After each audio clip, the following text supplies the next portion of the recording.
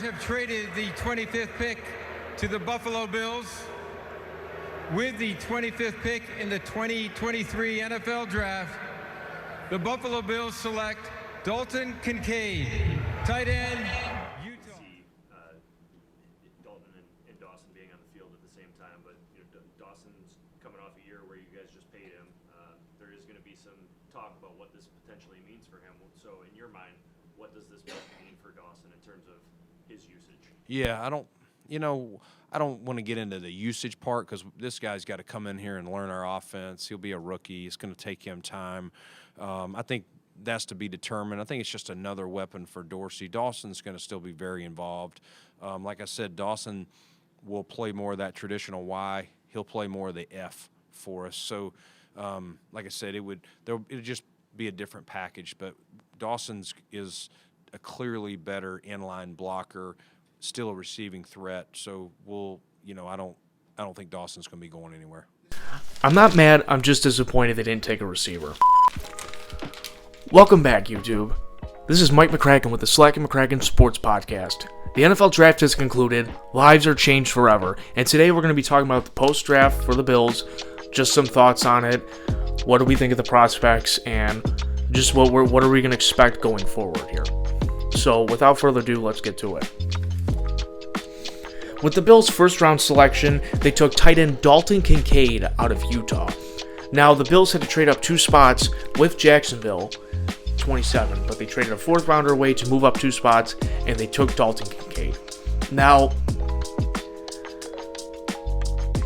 I wasn't really, my initial raw reaction of this pick, I wasn't really happy about it. Because the receiver, like I said, in the last video, we needed a receiver. I was on the wide receiver train. I was just pounding the table I want a wide receiver.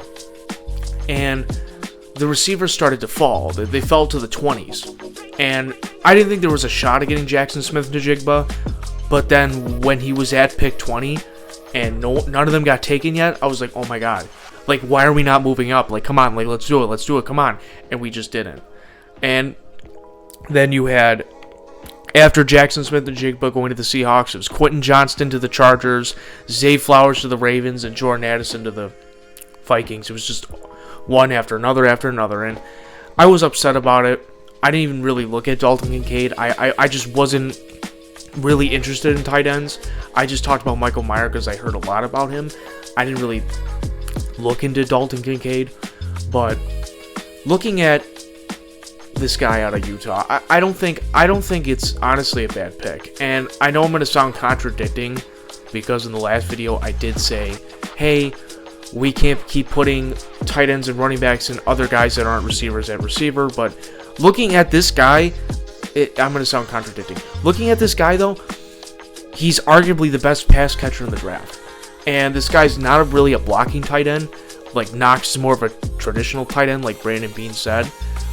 Although Knox can still be a reliable receiver option, I think, even though Dorsey didn't want to use him last year, that's not the point. But 55% of his college snaps, Kincaid was basically lined up as a receiver. And he lined up in the slot, he lined up outside. He said himself he can do all that. So when people were talking about, hey, this guy can fill the Cole Beasley role, he certainly can, but I think he can do just way more than just being a Cole Beasley replacement. But having a guy who's 6'3", 6'4", I've seen 2 different things, 6'3", 6'4", in the slot compared to 5'8" Cole Beasley, I'll take that all day. And I certainly think that, if the Bills run 12 personnel or they have 2 tight end sets with Knox and Kincaid, and if they could create mismatches, I think it'll be a really good move for the Bills. I just really, really, really hope and pray that we actually are going to utilize him and start using our rookies, because that is something we did not do last year, unless we really didn't have a choice because we had the injury bug. And I'm okay with him, learning from Knox and developing. I'm not expecting him to start week 1 unless he just balls out in camp, which could happen. But, we're paying Dawson Knox a lot of money, and it was a head-scratching move for me at the time. But seeing what they're trying to do and listening to Brandon Beane's press conference, I did feel a little better about it. And just watching his tape in college, he really does look like a stud. I still am a bit disappointed because we don't have a future at wide receiver 2. But to sit here with a reliable pass catcher, I can't really sit here and be like so mad at it that I'm going to break a TV like Cowboys fans were when they couldn't get a tight end and they ended up going defensive tackle. And fans can sit there for the Dallas Cowboys and say, well, we didn't want a tight end. I saw multiple fans online.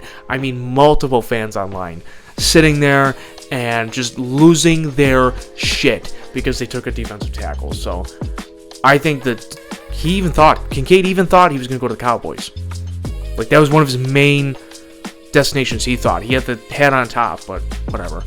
I'm fine with it. I don't think it's really a bad pick. I still am concerned, though, about what the future will be at wide receiver 2, because, again, this is Gabriel Davis's last year on his rookie contract, and he hasn't been able to catch 50% of his passes. I think the most he had was it like 51 or 52% of his passes his second year, but he just hasn't really been reliable as much as we thought he would after his insane game against Kansas City. But I could see why they're going to give him one more shot because they drafted him, they like him. I was really hoping that they would have went with Jackson Smith-Njigba or even Zay Flowers. I would have taken any of those guys.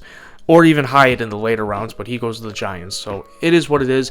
And we did pick a receiver in the 5th round, so I can't sit here and say, oh my god, we didn't take a receiver, because we took arguably the best pass catcher in the draft in Kincaid, and then we took a 6'4" receiver in Justin Short in the 5th round. So I can't really sit here and say, oh my god, we had a horrible draft, because the Bills didn't do what they did. They went offense in this draft, which is what exactly they should have done. So I can for once actually sit here and feel a little more confident, I think, for the first time since November, when all the struggles on offense and everything started to happen until the Cincinnati game in January, February. I can't remember the exact date off my head, but it was a brutal game. But again, I really think it is a good pick for the Bills. I don't think it's really that bad of a pick. I was scratching my head at it. I didn't like it at first. I was upset. But further looking into it, it's really not a bad pick. And knowing that being said, Dawson isn't going anywhere. Not that they could, because his cap number is insane. I also was upset because we're paying him $14 million a year on average. And it's like, you can't just pay a guy that much to block. Like, you have to use him. And Knox hasn't always had the best hands, but he's made a lot of plays. He's gotten yards after catch. He's ran over people. So, like, you should use him. And especially when you're paying him $14 million a year, you better use him for more than just blocking. He's not an offensive lineman. He's not Bobby Hart like last year. No. Use Dawson Knox. Use Knox. Use Kincaid. Do what you wanted to do last year with what you couldn't. Because last year you had O.J. Howard who didn't make the team. You also had Tommy Sweeney who didn't work out or pan out as a draft pick because he couldn't stay healthy. You tried Tyler Kroft a couple years ago. That didn't go well either. You even brought in Lee Smith. That didn't go well either. He was even more of a blocking tight end. You tried Jacob Hollister, who was a tight end at Wyoming with Josh back in college. That didn't work either. So now let's actually solidify having more than just one tight end, because that's what you should do. You should be able to sit here and solidify the fact that, hey, we have not one but two tight ends, because there's multiple times over the last 2 or 3 years, I'd say, even in the playoffs, that it was just Dawson Knox dressed at tight end and nobody else. So I'm glad that, we can solidify that.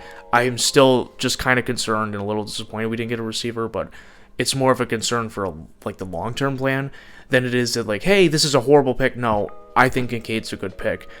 And this guy's ceiling, I don't want to sit here and get my hopes too high, but a lot of people are talking about him like Travis Kelce or Gronk, or even I think his floor would be like a Zach Ertz. So I don't see how this can be a bad pick, unless Dorsey just doesn't use him, and then you see me months later on here just losing my mind and breaking something. With the Bills' second round 59th overall selection, they took offensive guard Osiris Torrance out of Florida. Torrance was originally a projected first-round pick. He fell right on the Bills' lap. I mean, it was just, I think this is a goldmine pick. He fell right to the Bills' lap. He was mocked to the Bills in multiple mock drafts to go in the first round, and this guy went in the second round. He just fell right on our lap, which to me is crazy. He's only 23 years old. He's 6'5", 330 pounds. I mean, he's a big boy. He's a big guy. He can certainly help long-term wise. He can certainly help the longevity of our offensive line. You get a big guard, a big solid strong guard in O'Cyrus Torrence. You help out your quarterback. You're protecting your $258 million investment. This isn't a bad pick. You're supposed to go in the first round. You get him in the second round. Perfect. I got no issues with this whatsoever. And on top of all that, Torrance did not allow a single sack in college. And I'm not talking just this past year. Like his entire college career did not allow a single sack. So this is indeed a really good pick. I don't know if he starts right away. Again, it depends on how these guys do. You know, if they're good in camp, if they're good in the preseason. Obviously, the coaching staff has to make those decisions. But Torrance, I could see certainly being in the rotation early, and later on in the year, I could see him start. Or if he's just that much better, maybe he starts right away. Who knows? It depends on what they want to do. But this guy is certainly going to be a good right guard, and he's going to protect Josh. And I'm sure Josh was ecstatic when we got this guy, because my man needs some goddamn help, because he was running for his life last year for the first time since his rookie year, basically. And sure enough, he got hurt his rookie year because his offensive line wasn't good. He was staying in the pocket when he got hurt. He hurt his UCL then. And then last year, hurt his UCL again because his offensive line couldn't protect him in the pocket. You know, I know everyone is concerned about Allen running. I get that, but more quarterback injuries happen when they stay in the pocket than they do running. I know it sounds crazy, but statistically, quarterbacks get hurt more in the pocket than they do running the football. I know everyone likes to bring up Cam Newton, and I understand that, but I understand because they have similar play styles, but I think he's better than Newton. So I don't think that's going to happen. I certainly would hope that doesn't happen. I don't think that's going to happen because Josh is a strong guy. Not saying Cam's not strong, but he recovers in the offseason. He seems to do the right things. The Bills, other than last year, really have been good about injuries. Again, knock on wood, but other than last year, the Bills have been really good with injuries. So I'm not going to sit here and be concerned that if Allen gets hurt, he's a farm boy. He's a big guy. He's strong. I think we'll be all right. I understand the concern, and he even said he can't run forever, and it's not going to happen forever. And Allen knows he needs to protect the football more. He said that in a press conference. So there's certainly stuff Allen has to work on, but it's mostly the fact that, you know, the offensive line has to protect Allen. The receivers have to catch the ball. The Bills led in receiver drops this past year. So it's not just Allen plays superhero anymore. That's what we did last year from November until the Cincinnati game. You can't just have Allen play superhero. You got to have your guys all step up and play good. Otherwise, it's just not going to go in your favor. It's not. In the third round, with the 91st overall selection, the Bills took linebacker Doran Williams out of Tulane. I hope I said that right. I've never heard of that school.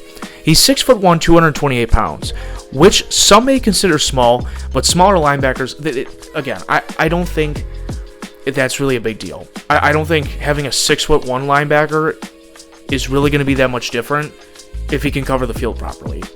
And Tremaine Edmunds was, 6'5"?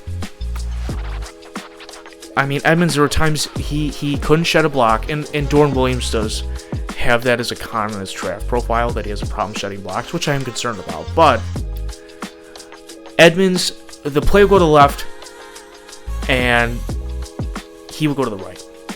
The play will go to the right, he go to the left. There were times the middle of the field was left wide open, and it was on Edmunds. So I certainly think Doran Williams is a Tremaine Edmunds replacement, and I understand that people are saying, well, what about Terrell Bernard? Terrell Bernard was drafted to be a special teams linebacker. He was not drafted to start for this team. I didn't know that when he came out of Baylor. You can look back in the old video I have from last year's draft class. I didn't know that. They drafted a linebacker in the third round to play special teams. So Bernard is not the starter. And even if people argue for him to be the starter, I will say he got lit up against Zach Wilson, arguably, if not the worst quarterback, one of the worst quarterbacks in the league.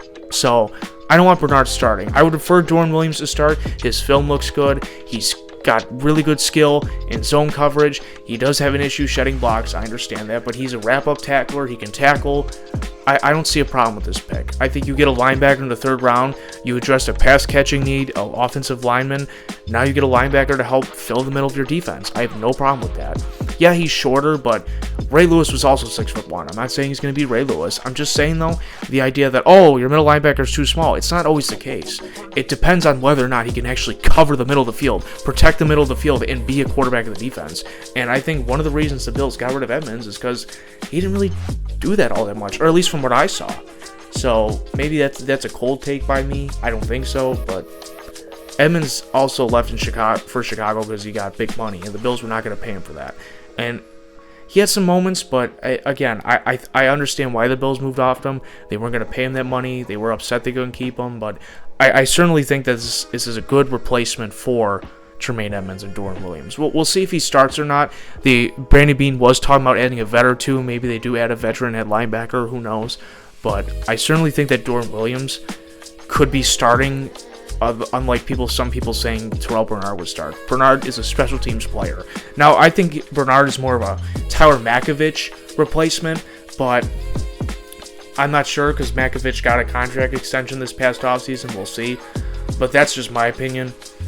I just don't understand why we drafted a third-round linebacker last year to play special teams. It makes no sense to me, but that's not the point of this video. I'm getting off track here. The Bills did not have a fourth-round pick after trading it to the Jacksonville Jaguars to move up to get Dalton Kincaid. But what they did have with their fifth-round selection, 150th overall, they took Justin Shorter of Florida. Now, Shorter is not short by any means. Shorter is 6'4", 229 pounds.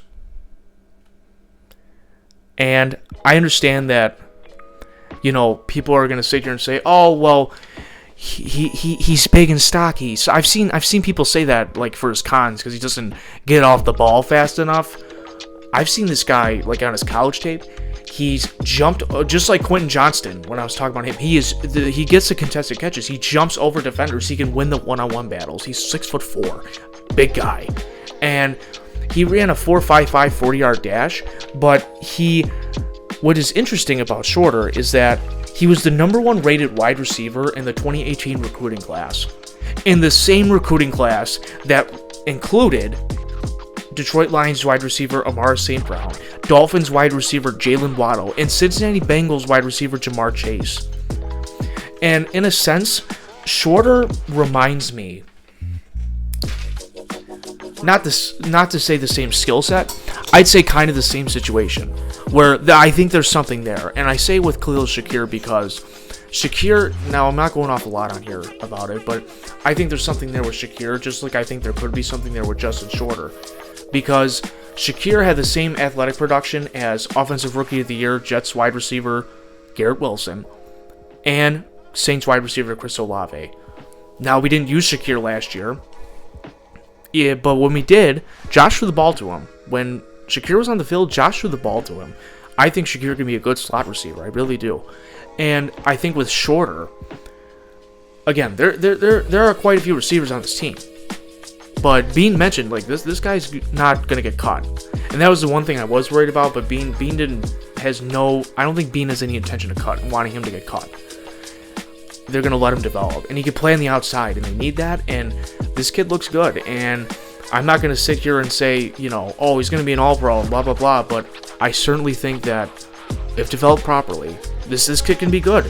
And he has size, and he could be a potential Gabe Davis replacement, like I was saying with the other receivers. I mean, a 5th-round pick, yes, but Diggs was also a 5th-round pick. So we'll see what happens, but I certainly think this kid can be good. He's got size, and he's clearly the tallest receiver on the team, other than Dawson Knox. I know Knox is a tight end, but just saying. But I think it's a good pick. They still got a wide receiver. I mean, I know it wasn't Jackson Smith-Njigba or Quentin Johnston or Zay Flowers or Jordan Addison, but I don't think it's a bad pick. It's just one of those picks that's going to take more time because you got to let the guy develop. You got to let the guy learn from Diggs and slowly get playing time, but he could be good. And again, Allen's a good quarterback. He can make receivers look good. They just have to be able to catch the ball. You catch the ball, Allen makes the throw, there's no reason why you can't succeed on this team as a wide receiver. Just catch the ball. It's your job. Just catch the fucking ball. Period. The Bills traded away their 6th-round, 205th selection and sent it to the Houston Texans in exchange for a 7th round 230th selection in this year's draft, and also received a 6th round pick in 2024. The Bills also traded away their 6th round 215th selection for a 7th round 252nd selection in this year's draft and required a 6th round pick the following year with the Los Angeles Rams. So the Bills made 2 trades with the Houston Texans and the Rams, moved back. They got 2 7th round picks for this year's draft, and they got 2 6th round picks for next year's draft. And with the compensation for losing Tremaine Edmonds, the Bills will get a 3rd round pick, so the Bills are going to have 10 picks next year, and being mentioned about the possibility of trading up next year. So maybe the Bills move some of those picks and get some more quality guys next year, and that will certainly be good for us. With the Bills' first 7th round selection, the Bills selected another offensive guard, Nick Broker, out of Ole Miss. Another investment on the offensive line. I got no problems with this. None whatsoever. I think it's a good depth option, and if not, I would think he could be on the practice squad, although we did draft Jack Anderson in the last round a couple years ago, and he got picked off by the Eagles. Like, they were poaching on our practice squad 2 years ago like crazy. So I'm not sure, but I think Broker's a nice pick. Another guy, and not his whole career, but Broker did not allow a single sack this past year in college, and in 2021 he only allowed like 4 sacks. So again, another quality guard. Just give this guy time to develop. He could be a nice backup. Got no problem with it. I think the Bills took 2 nice interior offensive linemen, and with the additions of Torrance and Broker, again, Broker I think is just going to be a backup, but we'll see. Maybe he develops into something. You never know with these guys. You really never know. But Mitch Morse, not getting any younger. He's on his final year. I think what's going to happen is next year we see Rick Bates as the center and Torrance is the right guard. I think that's clear as day. That's probably what's going to happen. So I think the Bills like Rick Bates. I don't think they're going to get rid of him. They did give him a 4-year contract last offseason. They matched the offer sheet, so they didn't lose him to the Bears. So I don't think Rick Bates is still going to go anywhere, despite having an season last year. But I can't sit here and be mad. They've invested in the offensive line like I wanted them to. They took a receiver and a pass-catching tight end. I can't sit here and be upset about it. And then with their final selection in the 2023 NFL Draft, the Bills selected cornerback Alex Austin out of Oregon State University. Now, they say Austin could have been a projected 3rd round pick, but teams did not like his, quote, measurables. So, I'm not sure. Could be a nice pick, but the Bills have invested a lot at the cornerback position, so it'll be very hard for Alex Austin to make the roster, but if he balls out in camp, he can be a nice selection. But it's going to be hard for him. You have a 1st round pick in Tre'Davious White. You have a 1st round pick in Kyer Elam. You have a 5th round pick in Taron Johnson, who's your starting nickel corner, who you re-signed. You have a 6th round pick you like in Christian Benford. They brought back Dane Jackson, not a fan, but he was a 7th round pick in 2020. And, you know, there's 5 right there. There were times the Bills had only 4 corners on the roster, so I'm not sure what their plan is. And even in the defensive back position itself, you know, we're talking on the back end, Micah Hyde, Jordan Poyer, if they were to move him to safety, because they've done that with Siren Neal, they moved him back from safety to corner. They've done that a couple times, I've noticed, with guys. You know, DeMar Hamlin's coming back. He was a 6th round pick. So I just think, you know, it's going to be hard for Alex Austin to make the team, but he's 6'1", he's got good size, and maybe he does. And if not, then he'll probably be on our practice squad unless someone poaches him off our roster, which is more than possible. Giants. But I think that he could be a good pick. It's just going to be hard for him, I think, more than any of these guys to make the team. Obviously, Kincaid, Torrance, I think all these guys make the team, but if there's a pick that wouldn't, it would be Austin. But, I mean, the Bills are not the type of team to just cut their draft picks right away, so I'm not sure. But with this roster being as loaded as it is, and again, I know we said that last year and look what happened, but, I mean, on paper, the roster is still loaded. It's not like it's not. But it's going to be hard for Austin to make the roster. But I'm rooting for him. You know, underdog mentality, I'm rooting for it. So we'll see what happens, but I'm excited to see what happens in training camp. I really am. Or even, you know, when the Bills have their scrimmages or even training camp, it'll be interesting to see how these guys pan out. You know, they have to go to rookie minicamp, but before you know it, we're going to be at the season. We're going to be at the regular season. I mean, the draft came and went like that, so it's only a matter of time. But overall, I give them an A-. The only reason I'm not giving them an A+ or an A, because they didn't get the receiver. They did not get the receiver. So I'll still be okay with Dalton Kincaid, but they didn't get the wide receiver. They got the tight end. I think it'll still be a good pick. It's not a bad pick. Just when the receivers are there in the 20s, you know what I'm saying? It's just a little disappointing. But overall, I think it's a good pick. That's all for today. Go Bills. And as always, please like and subscribe. With the 59th pick in the 2023 NFL Draft, the Buffalo Bills select Osiris Torrance, guard out of Florida. All right. Fine with that. Transferred from Louisiana.